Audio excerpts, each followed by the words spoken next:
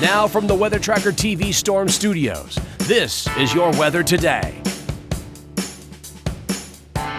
Here's Chief Meteorologist William Cole. All right, folks, here we go on this TGIF Friday. And of course, we are now coasting right on into the weekend. Everybody eyeballing the weekend forecast. And we do have some weather changes arriving as we go through the weekend. We're still tracking this opportunity of rain and even some thunderstorm activity for Sunday into Monday. So I do want to get you caught up on the very latest details on that. But of course, before we get to the weekend, we do need to talk about our Finally Friday. And in fact, we even have some weather changes happening today as well. We've got a cold front inbound this afternoon. Now, the good news is if you don't like chillier weather, that is, there's not a lot of cold air with it, and it's just going to kind of flatten out our temperatures as we go through the day. So generally 60s, a lot of cloud cover, and again, that wind will be shifting around to the north, specifically after 1 p.m. here in the Metroplex. This is where we started the morning, though, right? These were the morning lows. Again, it was it was kind of a humid start out the door. And again, you can see generally mid-50s across North Texas. And in fact, even mid-50s for actual morning lows here in the Metroplex as well. DFW officially down to 57, again, a little earlier this morning. So there's the blue line. Of course, that's what we call a cold front. That's inbound. And again, like I mentioned, it's just going to be kind of snaking through as we go through the afternoon. Here locally in the Metroplex, really after 1 p.m., you'll kind of notice more of a northerly wind developing. And after that, again, the temperatures kind of flatten out through the 60s as we go through the day. Like I mentioned, not a lot of cold air with the front. However, if you look further off to the north, there is some real deal chillier air up across parts of the Dakotas.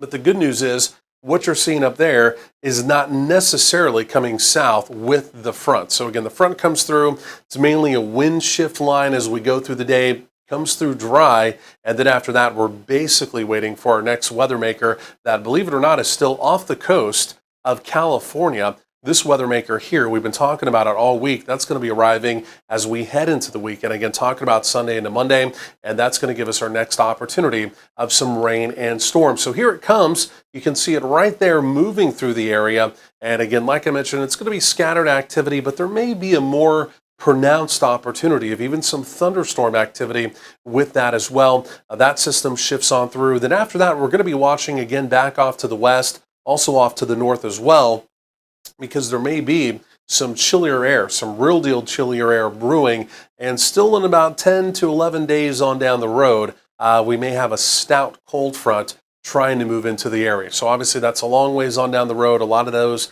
details can change, but the data continues to suggest, especially heading into the first part of December, there could be a real deal chill down here in the southern plains. So here's your Friday, right, as we go through this afternoon. Again, cloudy, the front moves through, basically all she wrote, right? Temperatures just kind of flatlining through the 60s. Again, even for Friday evening plans, everything looking good as well. I want to skip ahead to Sunday. Here comes that weather maker in. And again, you can see, especially from the Interstate 35 corridor off to the east, there's going to be an opportunity of rain, maybe some thunderstorm activity. Then the backside comes around. You see it right there on Monday, and that's the actual cold front coming through our eastern counties, then over into parts of the piney woods of eastern Texas. We may have a pretty stout line of storms trying to develop. And again, yes, I did say storms. In fact, there could even be a little bit of severe weather with that. That would be on Monday, but also on Sunday, the Storm Prediction Center continues to highlight in red this outside opportunity, not really anticipating much organized severe weather,